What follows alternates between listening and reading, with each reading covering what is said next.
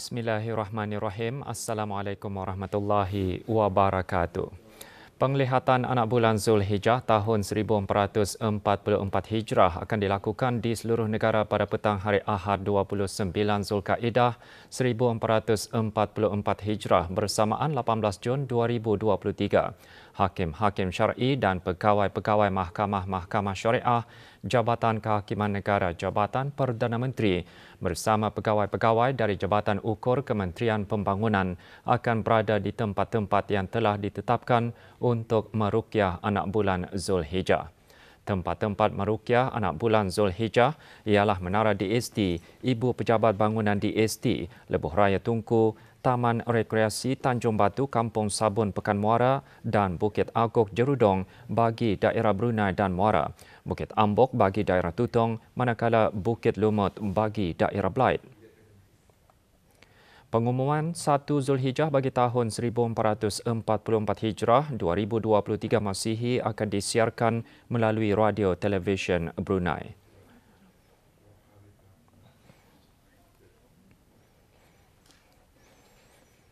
Negara Brunei Darussalam dan Republik Filipina menekankan komitmen untuk mengukuhkan dan memperluaskan kerjasama dalam bidang pendidikan, khususnya pendidikan teras. Perkara tersebut antara yang dibincangkan semasa Yang Berhormat Datin Seri Setia Dr. Dayang Hajah Rumaizah binti Haji Muhammad Saleh, Menteri Pendidikan, menerima kunjungan hormat daripada Puan Yang Terutama Sara Zimmerman Duterte Carpio, Naib Presiden dan Setiausaha Jabatan Pendidikan Republik Filipina sebagai Presiden Majlis Pertubuhan Menteri-Menteri Pendidikan Asia Tenggara SIMIO.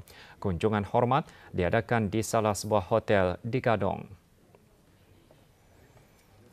Kedua-dua belah pihak juga membincangkan mengenai jalinan hubungan antara institusi dan sekolah serta latihan, pembangunan profesional guru dan kerjasama dalam pendidikan awal kanak-kanak.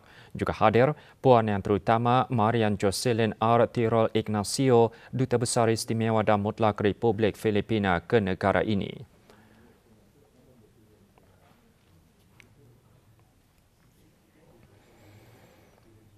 Wardi bin Haji Muhammad Ali, 51 tahun, Timbalan Setiausaha Tetap di Kementerian Sumber-Sumber Utama dan Pelancongan, defendant, dihadapkan ke Mahkamah Magistrate kerana berdepan pertuduhan penyalahgunaan kuasa, salah laku di pejabat awam di bawah Bab 12B Akta Pencegahan Rasuah Penggal 131 dan pertuduhan alternatif di bawah Bab 165 Kanun Hukuman Jenayah Penggal 22. Wardi bin Haji Muhammad Ali didakwa dengan 5 pertuduhan di bawah Bab 12B Akta Pencegahan Rasuah Penggal 131, iaitu 2 kesalahan salah laku sebagai penjawat awam yang mengakibatkan kepercayaan orang awam disalahgunakan terhadap jawatan tinggi yang dipegangnya semasa kesalahan tersebut dilakukan, iaitu menerima ganjaran dari pengurus 2 buah hotel dengan tidak membuat pembayaran segera bagi penggunaan bilik hotel-hotel tersebut yang terletak di daerah Tutong dan Kuala Blaid untuk beberapa kali dari sekitar tahun 2020 hingga 2021 dengan jumlah bayaran sewa hotel sebanyak RM2,277 dan RM2,904 dan 3 kesalahan salah laku sebagai penjawat awam, iaitu dengan membenarkan seorang pengurus acara untuk memindahkan wang ke dalam akaun bank pribadinya dengan jumlah keseluruhan sebanyak RM9,500. Pengurus acara tersebut merupakan dari sebuah syarikat yang menyertai acara Brunei Disember Festival 2020 yang dikendalikan oleh Jabatan Kemajuan Pelancongan, Kementerian Sumber-Sumber Utama dan Pelancongan yang mempunyai kaitan dengan tugas rasmi defendant. Defendant juga dibacakan 3 pertuduhan alternatif di bawah Bab 165 Kanun Hukuman Jenayah Penggal 22 bagi kesalahan menerima bayaran yang berjumlah RM9,500 keseluruhannya tanpa pertimbangan atau dengan pertimbangan yang tidak mencukupi daripada seseorang yang ada kaitan dengan tugas rasminya sebagai seorang penjawat awam. Siasatan yang dijalankan oleh Biro Mencegah Rasuah mendapati bahawa Wardi bin Haji Muhammad Ali semasa berkhidmat sebagai timbalan setia usaha tetap di Kementerian Sumber-Sumber Utama dan Pelancongan adalah pegawai yang bertanggungjawab bagi acara Brunei Disember Festival 2020 dan mempunyai urusan rasmi dengan beberapa syarikat swasta dan hotel dalam sebarang hal berkaitan pelancongan di bawah kementerian berkenaan. Tiada pengakuan diambil daripada defendant dan pemangku Ketua Magistrate Harnita Zelda Skinner menetapkan 20 Jun 2023 untuk sebutan lanjut kes. Defendant telah diikat jamin sebanyak RM10,000 atau 2 orang penjamin tempatan.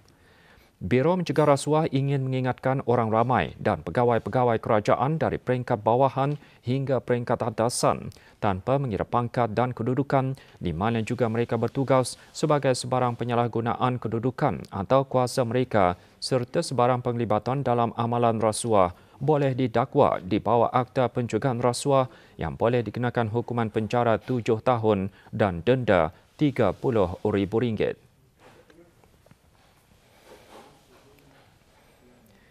Kolej Universiti Perguruan Ugama Seri Begawan Kupu SB melalui Pusat Kajian Fiqh Al-Usrah menganjurkan program Lika Ilmi Al-Usrah At-Tibun Nabawi.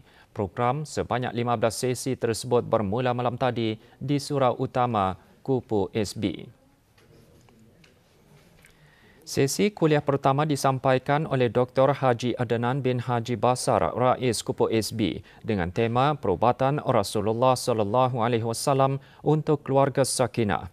Antara objektif program diadakan, para peserta dapat mengamalkan elemen keislaman termasuk nilai-nilai Melayu Islam Beraja dalam kehidupan berkeluarga, bermasyarakat dan bernegara. Program yang berbentuk kuliah malam diadakan setiap Selasa dan Rabu hingga 26 Julai depan. Bayaran yuran RM10 dikenakan bagi mereka yang berhasrat untuk menyertai program berkenaan.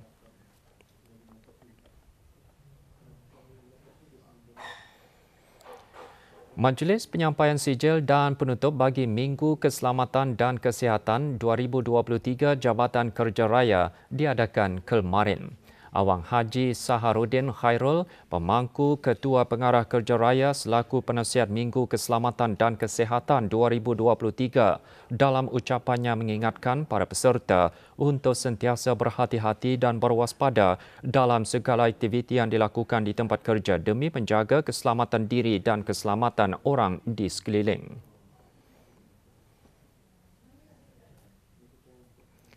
Pada majlis tersebut, 19 penaja dari syarikat swasta dan 15 peserta mengikuti pameran menerima sijil penghargaan. Seterusnya dijemput wakil daripada Superwater Marketing.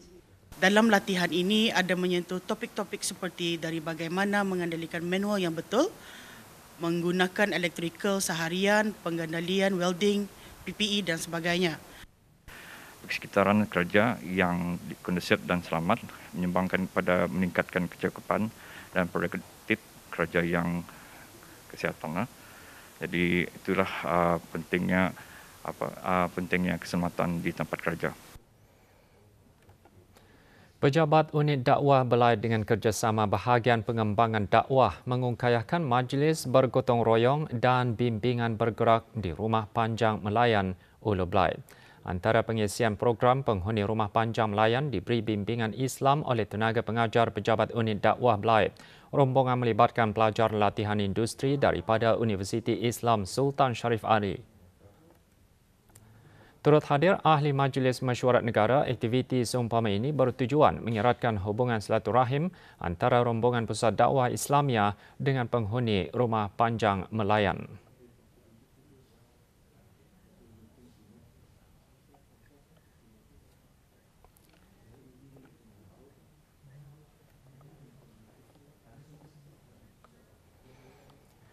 Prinsip maqasid syariah penting dalam tadbir urus sesebuah organisasi dan kehidupan seharian. Kepentingan prinsip maqasid antara yang dikongsikan semasa taklimat dan bengkel pengukuhan maqasid syariah dalam pengurusan dan pentadbiran. Taklimat disampaikan oleh Dr. Haji Nuralizam bin Haji Ali Akbar, Dekan Fakulti Syariah Kolej Universiti Perguruan Ugama Suri Begawan. Dianjurkan oleh Kementerian Hal Ehwal Ugama, pemberikan kali ini melibatkan sektor teknologi maklumat dan komunikasi ICT di negara ini. Pemberikan diadakan di Kompleks Sukan Jurudong.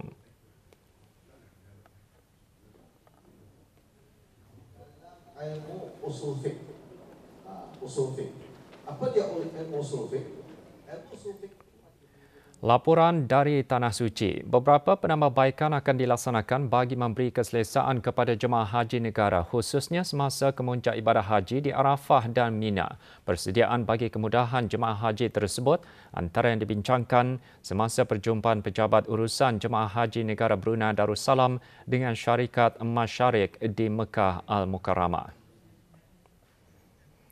Semasa perjumpaan, Awang Haji Abdullah bin Haji Muhammad, Ketua Pejabat Urusan Jemaah Haji Negara Brunei Darussalam dan Dr. Osman Idris, Ketua Masyarik Al-Diyafah juga membincangkan mengenai kemudahan jemaah haji negara di Arafah dan Mina seperti perkhidmatan kemah, jadual waktu melontar jemarat, perkhidmatan sajian makanan dan kesihatan.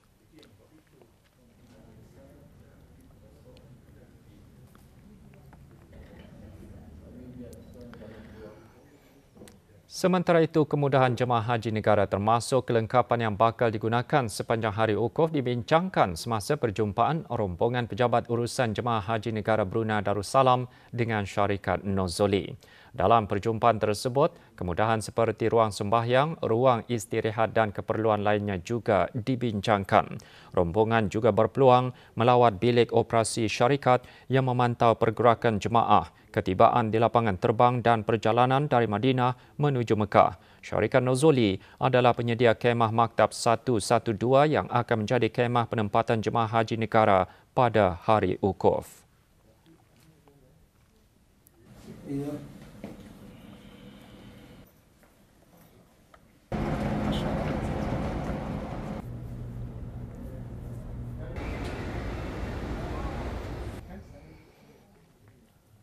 Bagi jemaah haji yang mengikuti pakej Darussalam Services Sdn Bhd, mereka akan ditempatkan di beberapa buah hotel di Mekah Al-Mukarramah.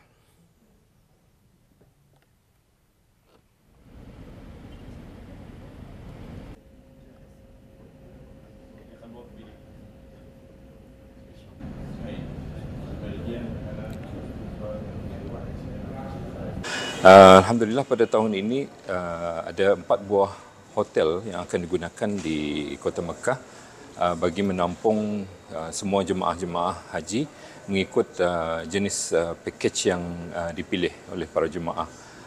Hotel-hotel berkenaan adalah Hotel Al-Ghufran Safwa, Le Meridian Mekah, Ilah Masyair dan juga Rehab At-Taqwa. Aspek penjagaan kebersihan jemaah dan penghayatan ibadah haji dan umrah dikongsikan semasa taklimat pengurusan bagi jemaah haji syarikat Al-Hijrah dan syarikat Titian. Taklimat pengurusan bagi jemaah haji syarikat Al-Hijrah diselajurkan dengan taklimat kaedah penjagaan kebersihan yang betul oleh pejabat urusan jemaah haji perubatan. Jemaah haji syarikat Titian pula menghadiri ceramah penghayatan ibadah haji dan umrah yang disampaikan oleh Dayang Hajah Zunainah binti Haji Gunong, guru agama pejabat urusan jemaah haji negara Brunei Darussalam.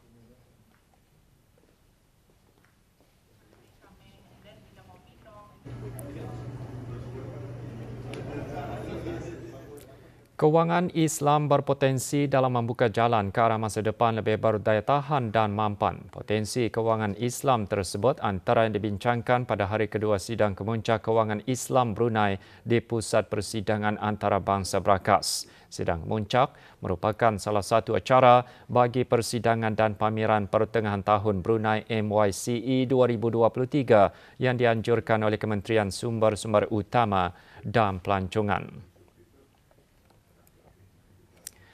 Dalam pembentangan sebelah pagi bertajuk Fintech and Islamic Finance, A Path to Differentiation, Dr. Ahmad Tahiri Juti, pengasas bersama dan rakan pengurusan Green for South Incorporated, Kanada, memberikan gambaran keseluruhan tentang cara menyepadukan lagi teknologi kewangan fintech dalam kewangan Islam dengan memaksimumkan pilihan-pilihan kewangan yang ada terhadap perniagaan.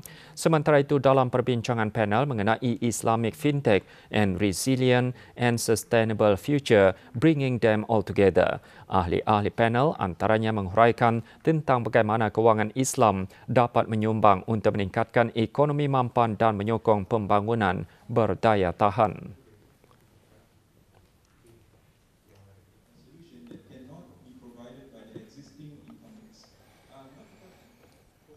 Pada sebelah petang, sidang kemuncak kewangan Islam Brunei diteruskan dengan sesi perkongsian mengenai gabungan pendigitalan dan teknologi kewangan fintech. Sesi dipengerusikan oleh Dr. Awam Muhammad Hairul Azrin bin Haji Besar, penolong Profesor UBD School of Business bertajuk Peluang dalam Ruang Kewangan Digital. Sesi antara lain menjelaskan tentang peningkatan dalam kesedaran celik kewangan yang setentunya dapat menambah penyertaan dalam sistem kewangan Islam, produk termasuk mempelbagaikan perkhidmatan kewangan Islam.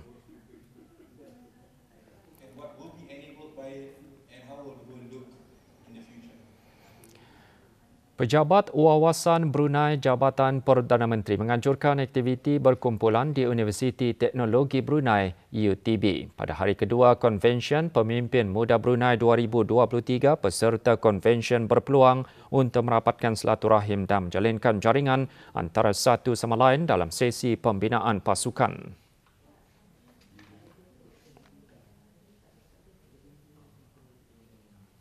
Antara pengisian sesi sebelah petang, pecahan ripple effect. Sesi ini untuk mencipta impak dan membuat gelombang perubahan positif serta membincangkan perubahan teknologi, keperluan rakyat dalam segi permakanan dan mempromosikan aktiviti pelancongan di negara Brunei Darussalam. Aktiviti adalah sesi perbincangan di mana para peserta mereka akan berbincang apakah solusi-solusi yang ada yang telah dibuat dan apakah solusi yang dalam rancangan untuk membantu para NGO, para agensi kerajaan untuk sama-sama memberi solusi.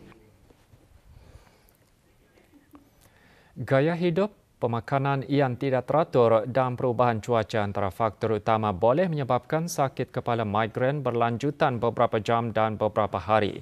Sempena Bulan Kesedaran Migrain yang disambut setiap bulan Jun, ikuti laporan lanjut mengenai beberapa faktor yang meningkatkan risiko migrain. Laporannya bersama Dayangku Nurhamidah Pengiran Ahmad.